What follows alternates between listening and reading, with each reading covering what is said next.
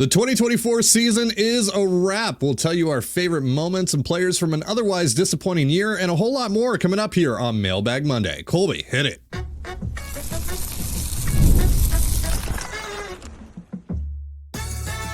You are Locked On Mariners, your daily Seattle Mariners podcast. Part of the Locked On Podcast Network, your team every day.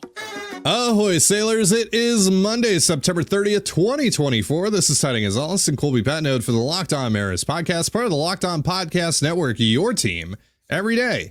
It's the first show of the offseason, and we're going to be opening up the mailbag like we do here every Monday and answering some of your Mariners questions. But before we do that, shout out to our title sponsor today, FanDuel. You can start the season with a big return on FanDuel. Just place your first $5 bet, and you'll get $200 in bonus bets guaranteed. Visit FanDuel.com to get started. And if you want to hear from me and Colby even more and help support the show, check out our Patreon. The link is in the description, and you can sign up for a free 7-day trial. All right, so before we get into your questions, real quick, obviously Jerry DiPoto met with the media over the weekend. We got a few questions about that. We're not going to be answering those because we have a full show planned around that tomorrow. We also have this really annoying article that's come out about John Stanton and payroll that we're going to have to address on tomorrow's show as well. So that's the plan for tomorrow. So today we're not going to be answering any stuff like that. So instead, we're going to start Mailbag Monday here with a question from Relics asking, what was your favorite moment or top few from the season? Honestly, Saturday was pretty cool. Snyder gives up the go-ahead 3-run homer. And then you're just like, oh, well, that's kind of fitting. Only to have Julio single and Luke Raley tie it up with a kind of a wall scraping homer himself. That was pretty cool to see them fight back when it would have been real easy for them to be like, whatever. Season's over anyways. So that was cool. I think the Sunday night baseball beatdown of the Mets is probably way up there. That was pretty cool. Brian Wu taking a perfect game into the seventh. Yep. That was pretty awesome. I mean, there were definitely some good moments. Pick a Mitch Haniger walk-off hit. Those were fun. I think there was 3 of them. Well, one was a walk, but JP Crawford's grand slam against the Angels. That was pretty cool. It was like the last time they would ever beat the Angels, but whatever. I mean, there were some cool ones. I think when I'm thinking about, what's, best moment from the season, again, not a ton. They only won 85 games.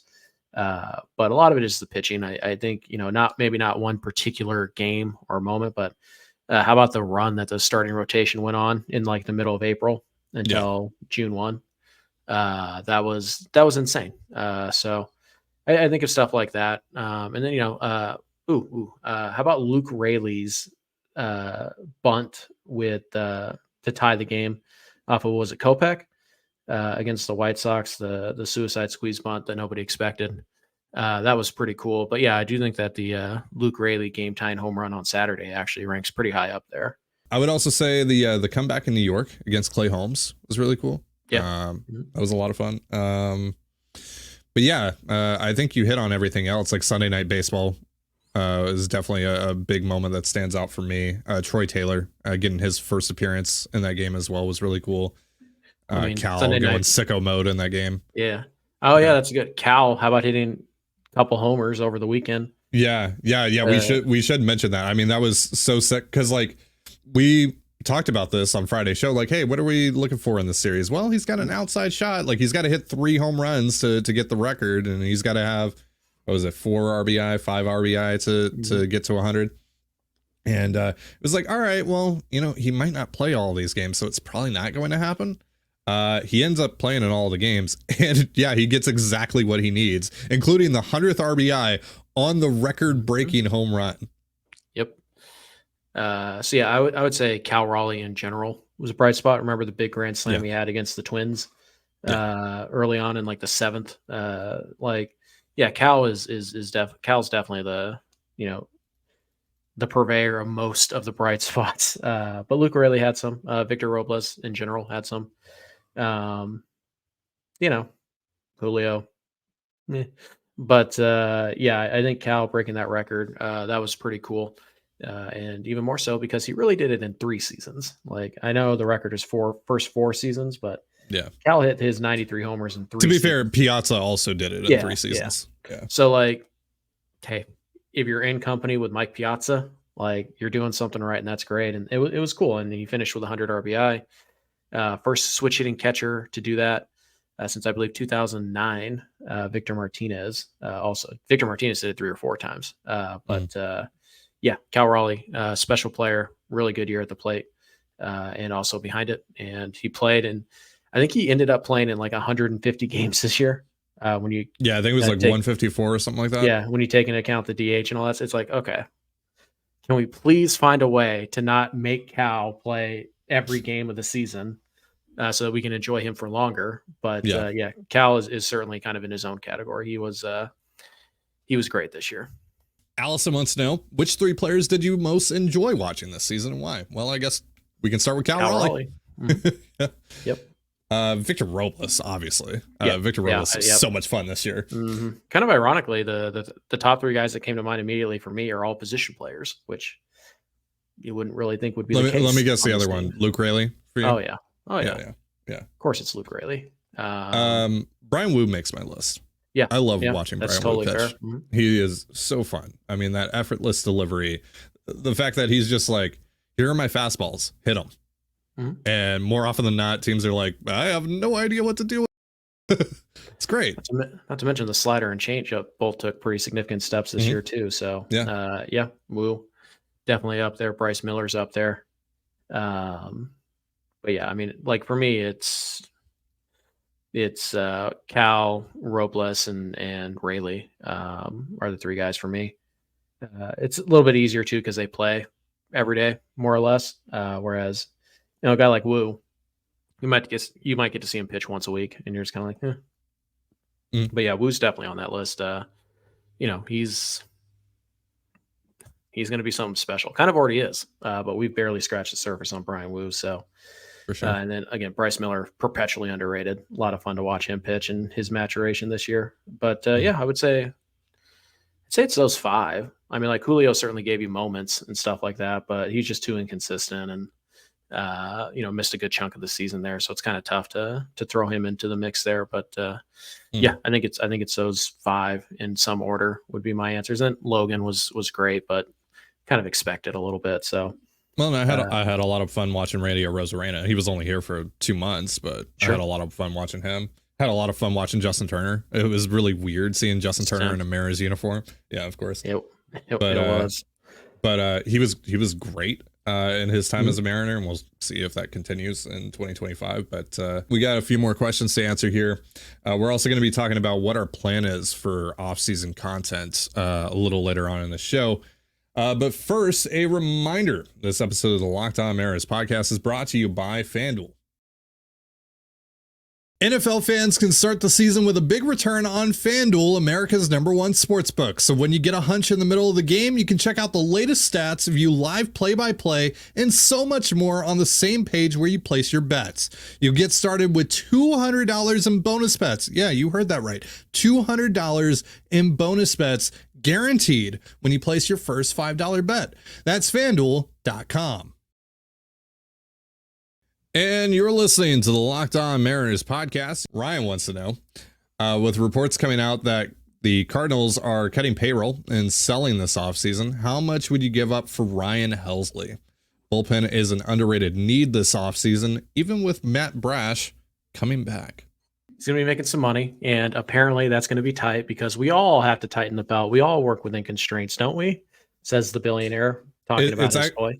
It's actually a strategy, Colby. It's not for a lack of resources. I'm definitely not broke. Please don't call me broke. Right. It's just that our peon brains can't comprehend that. Like, we all have to operate within a budget. And even though I'm a billionaire who has this $3 billion entity that I basically get to treat like a toy, I just don't want to spend the money on it. But it's not because I don't have it. It's because I don't want to spend the money, as if that's better. But anyways, to answer the question directly, I think, first of all, I haven't seen that the Cardinals are selling. I know that they're going to shop Sonny Gray I know they're not going to re-sign Paul Goldschmidt, but I think both of those things were going to happen either way. So I don't know for sure if they're rebuilding or selling off pieces like this, but Helsley would make some sense. I'm just worried about the cost to acquire because, again, my resources are limited, particularly financially. Then I don't want to spend money and prospects to go out and get a player who is only going to impact 60 games if I can help it. So if Helsley is in a deal that gets me like Brendan Donovan, sure, like fine, absolutely. And there certainly is a point where even with the resource you'd have to use, like it's worth it to go get Helsley. But I think the Mariners are going to look at their bullpen and they're going to say Munoz, a healthy Santos, full year of Troy Taylor, Colin Snyder, all under club control, all cheap. And we're going to get Brash back at some point next year. Now they shouldn't count on that, but I'm guessing that's how they're going to rationalize it.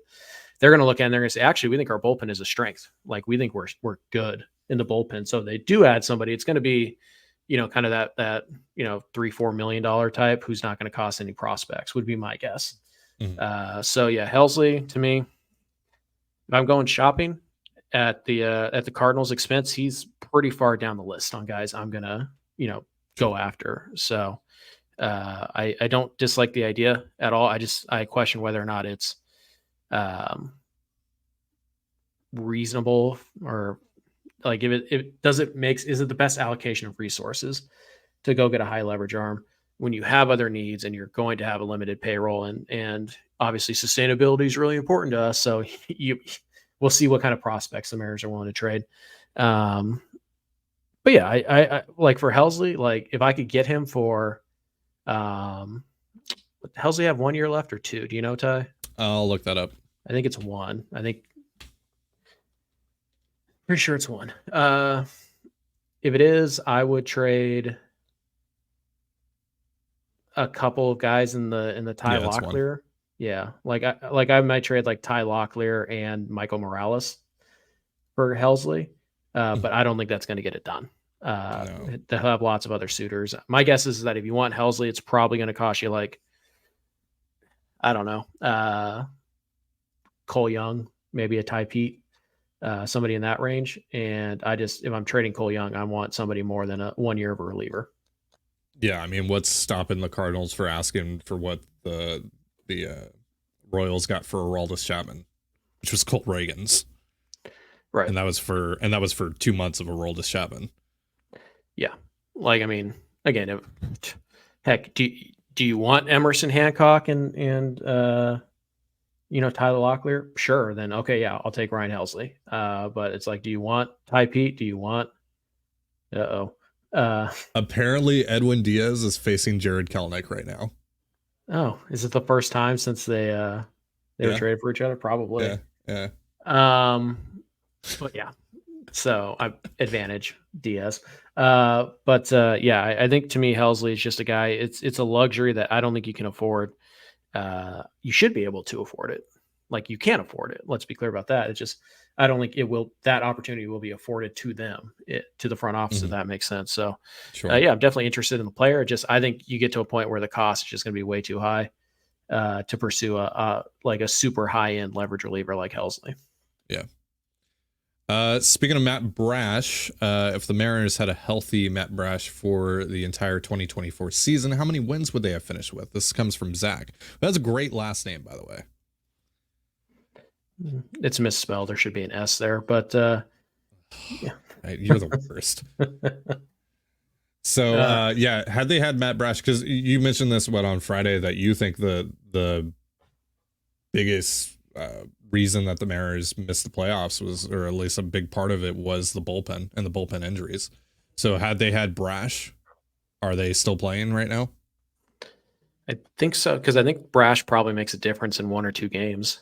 And you look at the margin of error this year, again, 1 game. I think if they did have a healthy Matt Brash, because you think about those times early on where they had to use Munoz for 5 outs, and if they had Brash, they wouldn't have felt like they needed to do that. And Munoz obviously had some struggles later in the year. You look at, a couple of the times where they were still trying to figure things out, and they went to Ryan Stanek because they were trying to find that extra high leverage arm. If that's Brash, Stanek doesn't blow as many games, you probably get another win or two if you have Matt Brash healthy. And I think you also have to factor in that they didn't have Santos for most of the year. I think Gregory Santos ended up pitching 8 times for Seattle this year, maybe 9. So if you had healthy Santos, even, I think that's probably worth another win. And so I think missing Brash and Santos costs this team at least 2 or 3 wins would be my guess. And you never know exactly how it shakes out, because you just say like, oh, well, what was their WAR? And it's like, well, no, because it's who they're replacing. And obviously, when you look at some, like, we can't just assume that every single time Ryan Stanek pitched, that would be Matt Brash's spot, because Brash might not have been available, or blah, blah, blah. So it's all very just kind of guesstimating, guesswork. But I would guess that if you had Brash as your second high leverage arm this year, you probably would have won at least another game, probably 2. And then on top of that, Santos is probably worth another win himself. So yeah. I think, missing Brash probably cost you the playoffs, but also it happened in March. You had plenty of time to react, and they tried. They did technically. Right. So yes and no. Like, I think if Brash was healthy, the Mariners make the playoffs, but he wasn't. They knew it from the beginning. They had an opportunity, and they chose poorly. They picked Ryan Stanek, who wasn't very good. It took them forever to trust Colin Snyder, which, I mean, fair. But I think if Brash was healthy, they would have made the playoffs this year. Yeah. All right. So we have a couple more questions of yours to answer here in just a moment. But first, a reminder, this episode of the Locked On Mariners podcast is brought to you by GameTime. So I used to live in New Mexico, and down in New Mexico, there are 0 pro sports teams, and a lot of bands and artists that I listen to skip going there more often than not. So when I moved to Toronto, where there's a baseball team, a basketball team, a hockey team, even a soccer team, and there's great music being played every night in the city, I was right in my element. When I want to catch a ball game, or my wife and I want to see a band, I always get my tickets through GameTime. And that was the case well before GameTime sponsored our network, and before I even joined the network, because it is truly the best ticketing service out there, hands down. I truly believe that. And now it's getting even better thanks to GameTime Picks.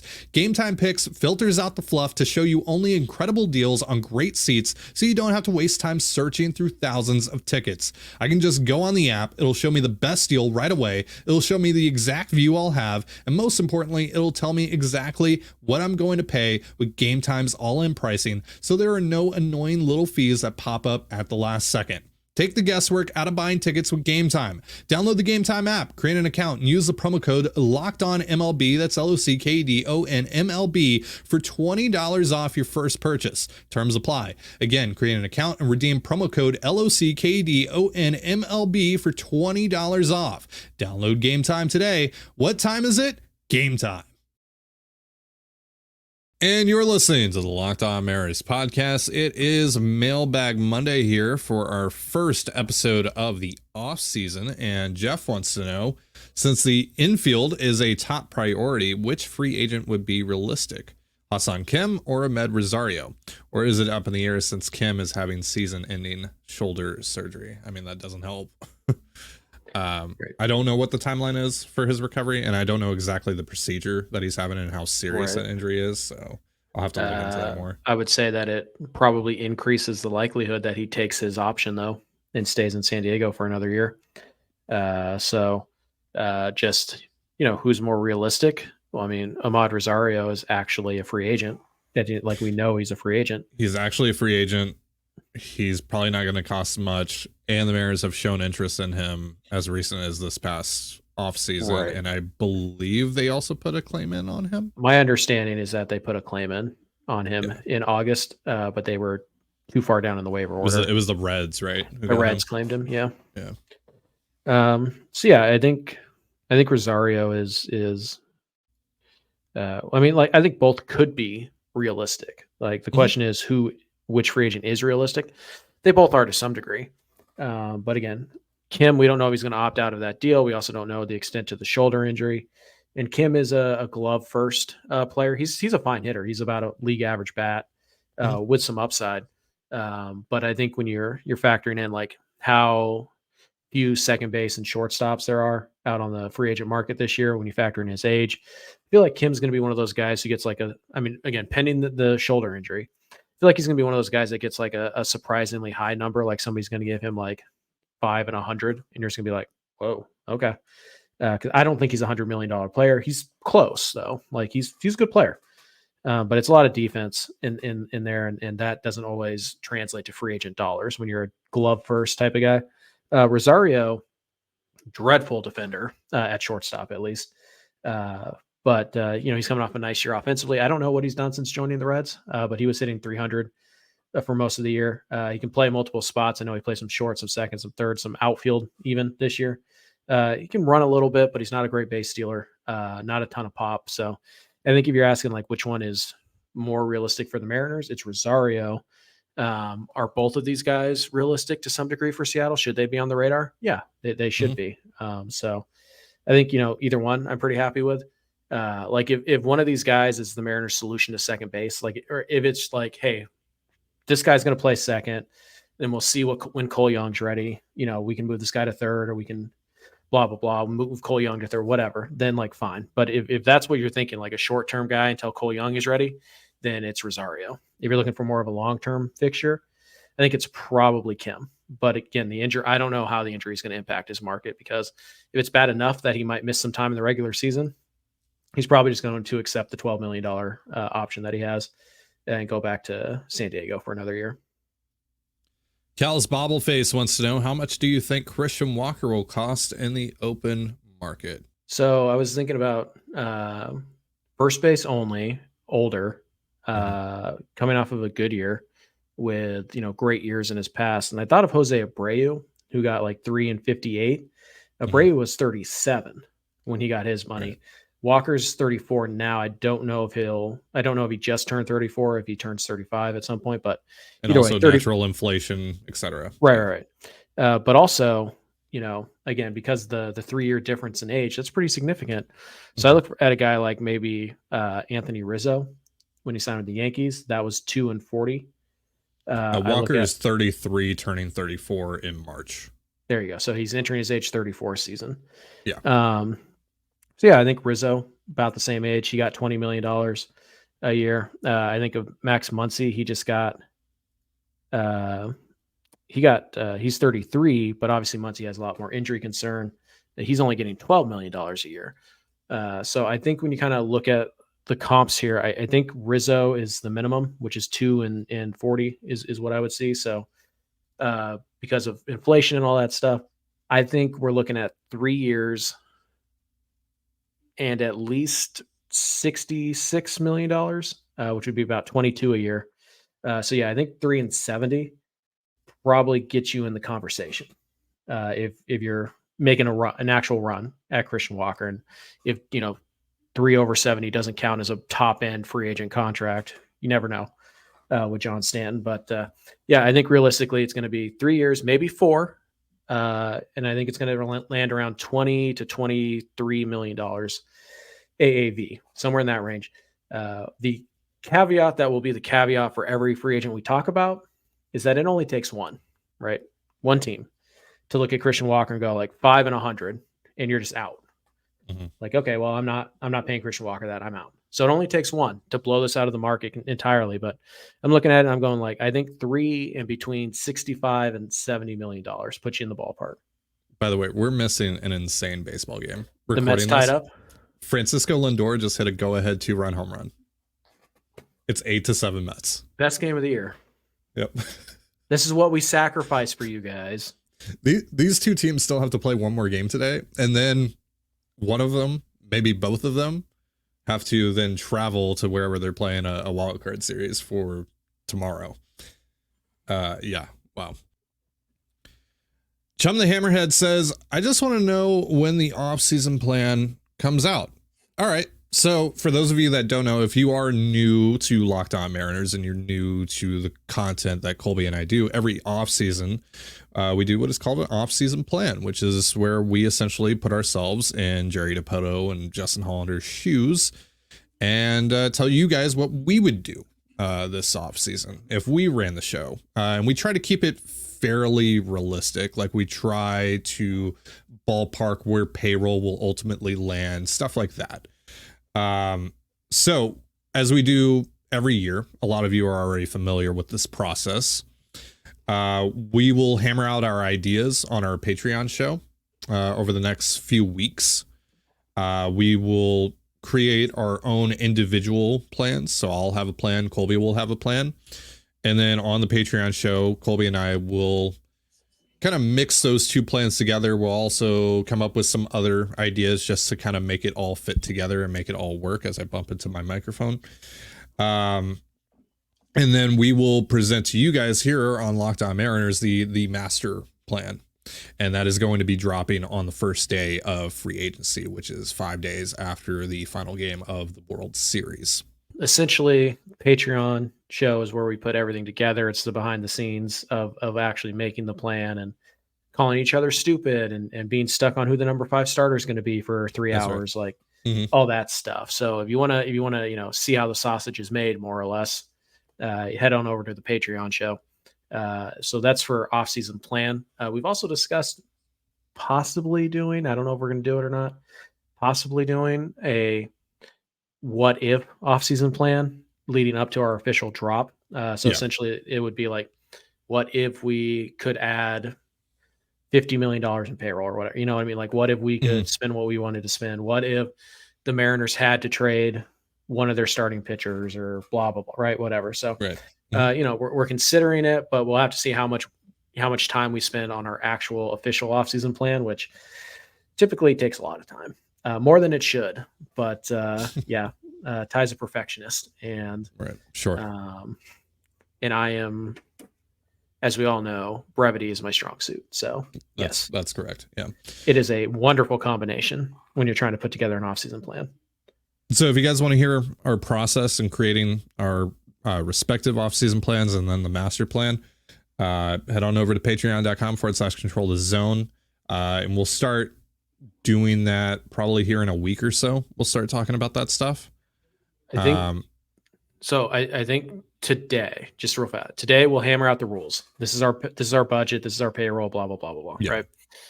Right. Then we'll have the rest of this week, and I think the rest of next week, to put together our own individual plans.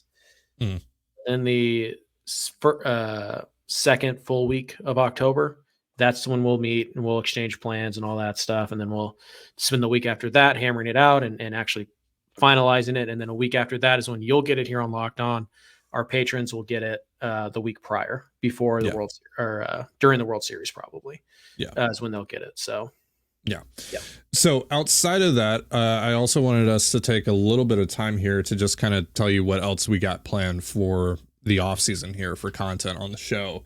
So Fan Fiction Friday is going to make its triumphant return, I believe, this week. Excited. Yeah, I believe this week we're going to be doing it. So start thinking of your trade ideas, and we'll put out a tweet asking for those on Thursday. And then we're going to introduce a new, and I teased this on Friday, we're going to introduce a new themed show like Mailbag Monday and like Fan Fiction Friday. And this was Colby's idea. It's called Top 5 Tuesday. Now, I don't know if it's going to happen every single Tuesday, but on the Tuesdays that we don't have anything planned, because like tomorrow, for example, we're going to talk about the end of season media gathering from Jerry DePoto that we want to react to. We also have that article that we're going to be talking about. So like, for example, tomorrow, we're not going to be doing top five Tuesday, but on Tuesdays that it does make sense, maybe we'll do it on Thursday occasionally. Maybe it'll be top 5 Thursday, whatever. But essentially what we're going to do is we're going to come up with a bunch of random topics to do top 5s for, and we're going to put them on a randomizer wheel or put them in a hat or something like that and just draw them at random every single Tuesday or Thursday whenever we do the show, and do a top 5. And sometimes it'll be more quote unquote serious topics like top 5 targets at third base, right?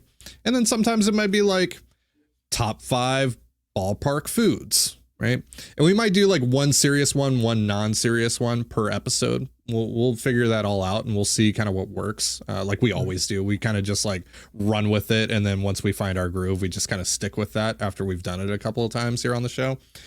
And then also, if you guys have any ideas for like top 5 topics, let us know in the comments below, and we'll add them to the list. And that's probably something that we will also carry into the season, maybe occasionally do. And then, otherwise we're going to be doing team awards here soon, like team MVP, team Cy Young, stuff like that. Kind of like what you heard us do here to start the show with like our favorite moments, our favorite players to watch, all that good stuff. We'll do position reviews. We're also going to look at each division for trade targets for the Mariners. That will be happening here in about a week or two. We'll be going division by division. And am I missing anything? No, I mean, team awards, position previews, trades in division, by division, and then probably a free agent positional preview at most of the main spots there. And we think that'll take us up to off-season time, like officially the actual off-season, not just our off-season, which unfortunately started a couple days ago. But it'll take us past the World Series and then off-season plan, and then we'll start to get more news and all of that stuff. But yeah, it's going to be, a lot of reviewing, mostly what else is out there for the Mariners. Like, what can the Mariners add to this roster? So we're already full flight, acquisition mode around here. We're going to do like, maybe it's a couple days of we're reflecting and handing out awards and all that stuff on here. But then right after that, it's straight ahead to who can we acquire to make this team better? And obviously, schedule might shift if there is an announcement. For example, the Mariners have hired a new hitting coach, and this is Edgar's new role, and blah, blah, blah, blah, blah. Right. That'll probably bump whatever we had on the calendar that day to the next day. But yeah, obviously, like Mailbag Monday, Fan Fiction Friday, Top 5 Tuesday/Thursday, all of those are subject to be skipped over or just at least delayed due to like, hey, the Mariners have hit a big trade. We're going to be talking about that, obviously. Right. So yeah, and then some days, how it typically goes, you might get 2 shows in a single day because, hey, we just recorded our mailbag episode, but right after we got done recording, Jerry DePoto made a trade because that seems to be his MO. It certainly was at the trade deadline this year. So yeah, I think that's about it. I think that covers everything. We got a lot of ideas planned for you guys. We're gonna have some fun. So hopefully you're looking forward to it. So again, off-season plan. We'll be coming first day of free agency, or at least around that time for you guys here on Locked On. And if you want to hear the process of all that, again, patreon.com/control the zone. We'll be talking through all that stuff here in the next few weeks. So yeah. All right. That is going to do it for our show. Before we get out of here, a reminder that Locked On has launched the first ever national sports 24/7 streaming channel on YouTube, and now it's also available on Amazon Fire TV and the free Fire TV channels app. Locked On Sports Today is here for you 24/7, covering the top sports stories of the day with the local experts of Locked On, plus our national shows covering every league. Find Locked On Sports Today now available on the free Fire TV channels app. Thank you so much for joining us here on the Locked On Mariners podcast. For Colby Patnode, I'm Ty Gonzalez. Be sure to give us a follow on Twitter at @LO_Mariners. You can follow me at Ty Gonzalez and Colby at CPAT11. That's CPAT11. You can also find all that stuff in the description of this episode. Have yourself a beautiful baseball day, and we'll see you next time. Peace.